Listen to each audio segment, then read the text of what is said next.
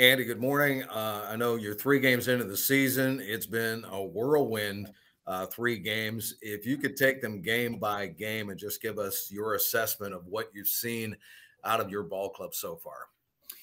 I think a whirlwind's a good description. I think we were certainly thrown right into the fire. 3 road games, 3 difficult opponents.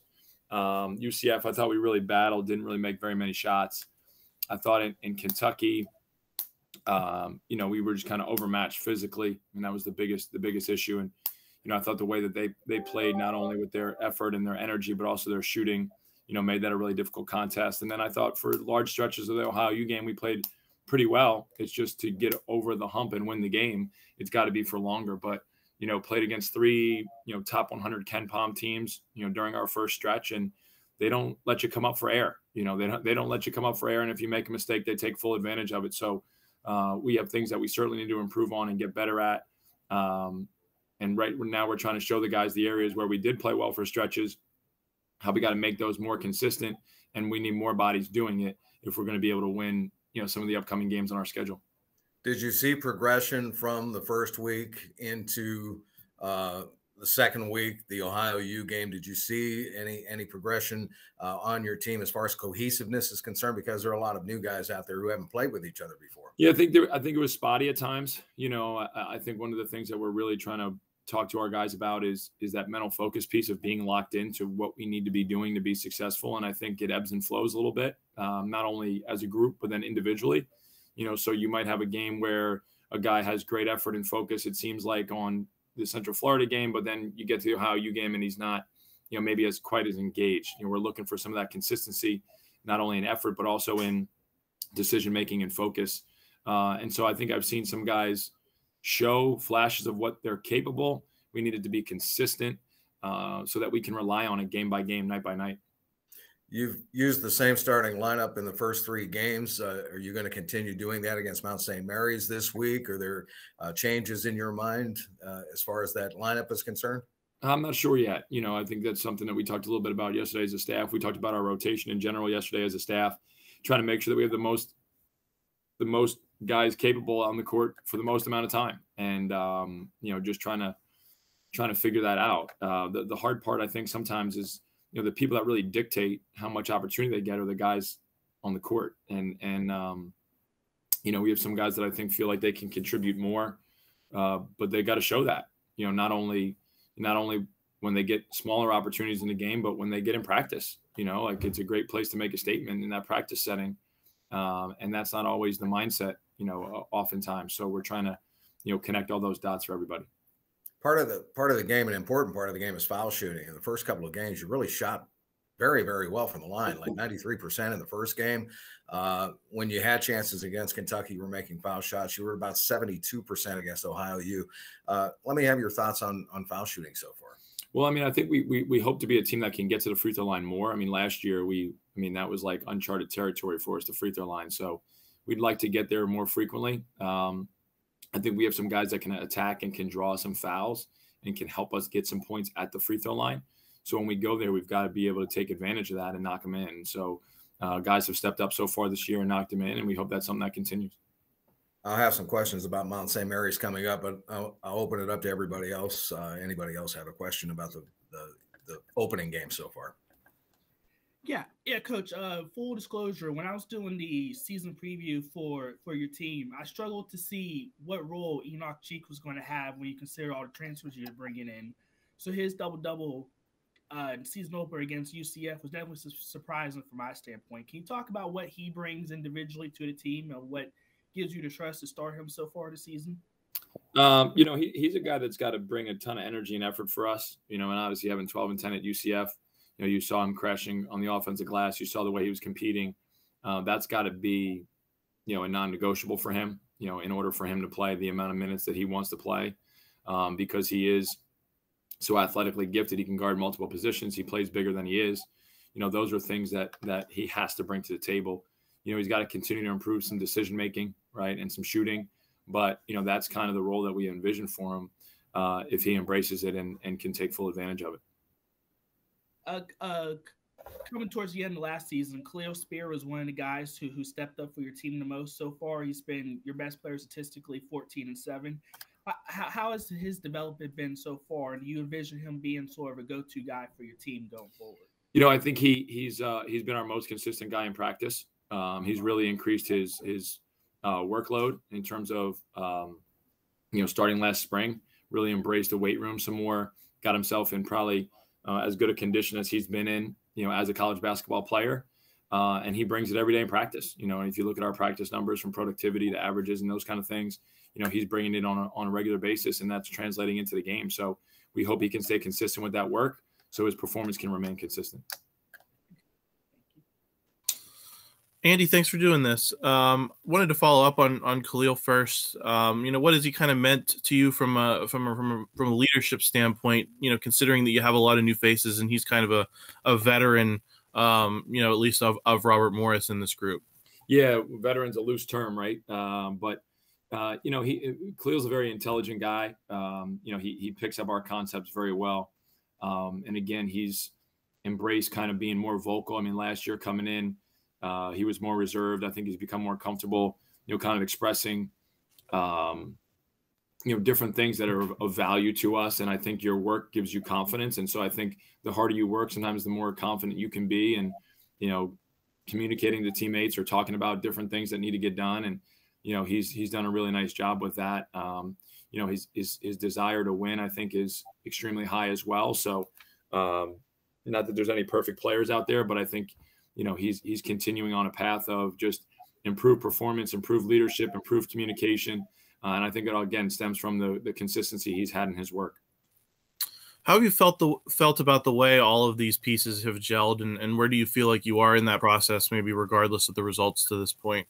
I think we're still trying to figure some of that out, and I think that's what the challenge has been. And I don't think it's obviously, if you have a team of all returners, you have a little bit of a feel for what that's going to look like. But every year is the same process of trying to figure out what the rotations are, what areas guys are going to be able to be successful in. Even when you have a returning group, things don't always shake out exactly the same. We've had guys that have started in, year A and then in year B come off the bench because they haven't produced or performed to the level they did their year prior. So each and every year, you kind of got to figure out some of those rotations. And again, the early schedule has not allowed us the opportunity really to come up for air. Again, you make a mistake, it's a basket. You make a mistake, it's a turnover. You're slow on a decision, the advantage is gone, right? So those things are, some amplified situations that, we might not have been completely ready for across the board, that we need to continue to work so we can develop and be comfortable in those situations. How did that first lap in the league last year kind of affect how you've been preparing for this year? Did it have an effect at all? And if so, what in this early going have you seen that's kind of built toward that?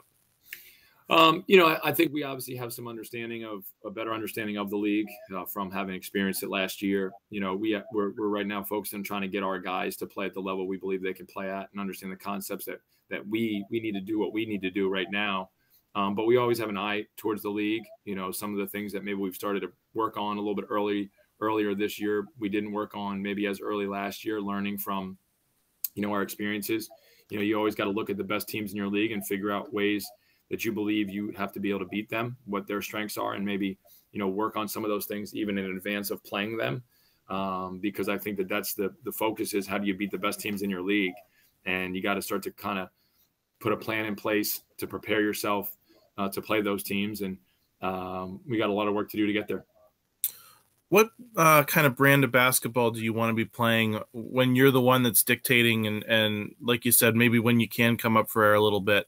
What does that look like when things are clicking the way you want it to? I mean, I think you're always trying to dictate, right? You're always trying to step, on the court and be the one that's dictating, right? Whether it's with defensive effort and energy, with decision making, those are things that are critical. And so, we want to be a team that's obviously difficult to score on. We want to be a team that's very unselfish on the offensive side. We want good ball movement, good body movement.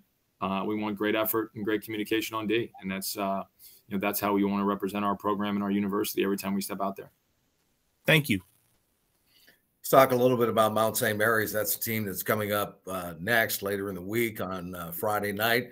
It'll be the first home game. I kiddingly told you during the post-game show the other night, it'd be nice to see the white uniforms again. You haven't seen them yet this year, but First, let's start off with Mount St. Mary's, the type of opponent that they're going to be. Obviously, Robert Morris, Coach Toole, is no stranger to Mount St. Mary's and vice versa. And there have been some epic battles down through the years. Let's talk about them first, and then talk about your reaction to finally getting home to play. Yeah, I mean, we're very familiar, obviously, with the Mount and the job that they've done over the years. And Dan Engelstad is doing a great job with that team right now. The returning NEC, or the defending NEC tournament champion from last year, and went to the NCAA tournament. Basically, everyone we played so far has been an NCAA tournament team. And so, we know it's going to be a physical game. We know they're going to compete. They have great length. They have great size. They can really put some pressure on you in and around the paint. So we've got to be prepared for, standing up in that paint. We got to be prepared for ball screen defense. And we got to be prepared to, execute our offense against, some of the athleticism and the pressure that they'll provide. And there's been different iterations of Mount where they've gone full court pressure. We haven't seen very much of that this year so far. But they certainly are a really strong, aggressive, athletic half-court team. And they're going to try and take you out of what you do. They're going to try and make you uncomfortable. And we've got to be poised against that pressure. And what about playing at home finally after 3 grueling games on the road? Yeah, it'll be great to play at home. We're hopeful that there'll be a big turnout to come and see this team. I think there's been some good, buzz about this team on campus. Obviously, our first 3 games, you'd love to win them all, but they're certainly challenging ones on the road. And we got to defend our home court. We got to be able to step onto the home court and got to be able to play at a high level. Hopefully, there'll be great atmosphere and energy in our building, and I know our guys are looking forward to it. Yeah, I realize that this game on Friday night is part of the Kentucky Classic, and I'm not sure how all of that lines up, but were you surprised to see that it would be Mount St. Mary's being an opponent and coming to our place this year? Yeah, we